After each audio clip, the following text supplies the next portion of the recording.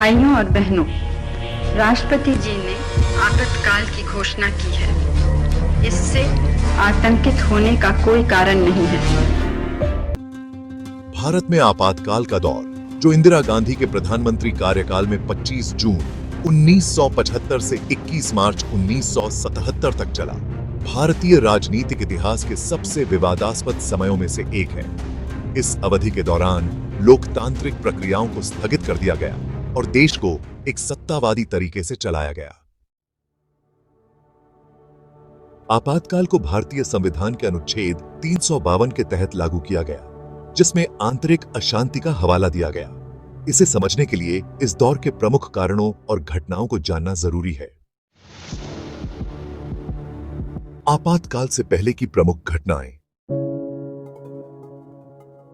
1971 के आम चुनाव और चुनावी धांधली के आरोप। 1971 के आम चुनाव में इंदिरा गांधी की कांग्रेस पार्टी ने भारी बहुमत से जीत दर्ज की, लेकिन रायबरेली सीट से उनकी जीत को राज नारायण, जो एक समाजवादी नेता थे, ने चुनावी गड़बड़ी का आरोप लगाकर चुनौती दी। इलाहाबाद हाईकोर्ट का फैसला।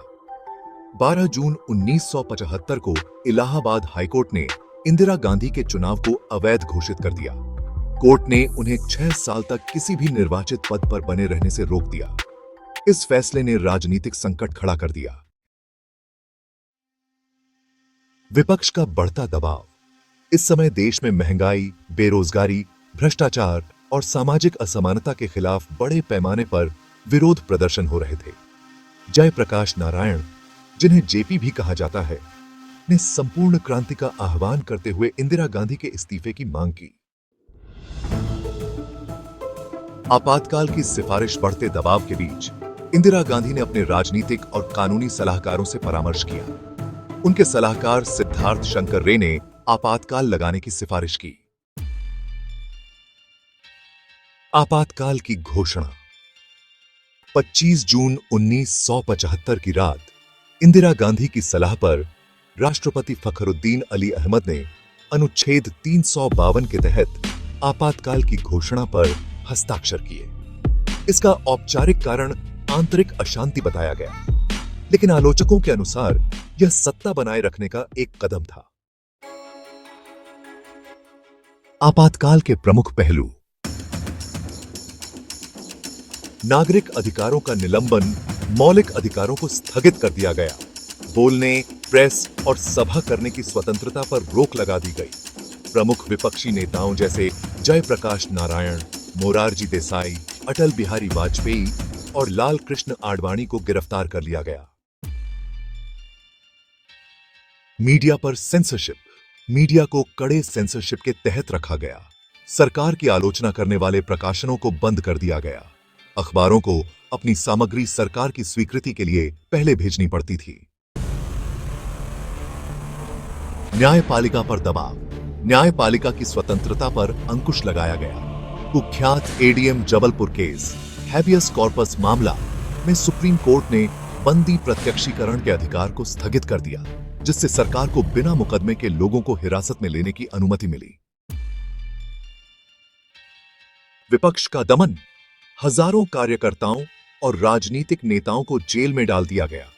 राष्ट्रीय स्वयंसेवक संघ, आरएसएस और अन्य संगठनों पर प्रतिबंध लगा दिया गया। जबरन नसबंदी अभियान। इंदिरा गांधी के बेटे संजय गांधी ने परिवार नियोजन कार्यक्रम चलाया।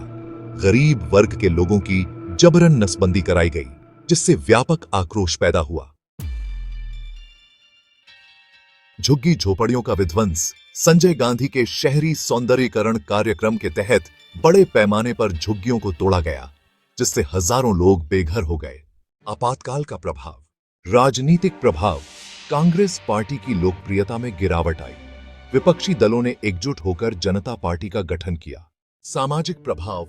मनमाने गिरफ्तारियों, सेंसरशिप और मानवाधिकारों के उल्लंघन के कारण समाज में भय और अविश्वास फैल गया। आर्थिक प्रभाव। आपातकाल के दौरान कुछ आर्थिक नीतियां प्रभावी ढंग से लागू की गई, लेकिन सत्तावादी तरीकों ने जनता को नाराज किया। आपातकाल के बाद 1987 के चुनाव। मार्च 1900। 1977 में आपातकाल समाप्त कर आम चुनाव कराए गए। कांग्रेस पार्टी को करारी हार का सामना करना पड़ा। जनता पार्टी के नेतृत्व में मोरारजी देसाई प्रधानमंत्री बने। यह केंद्र में पहली गैर कांग्रेसी सरकार थी।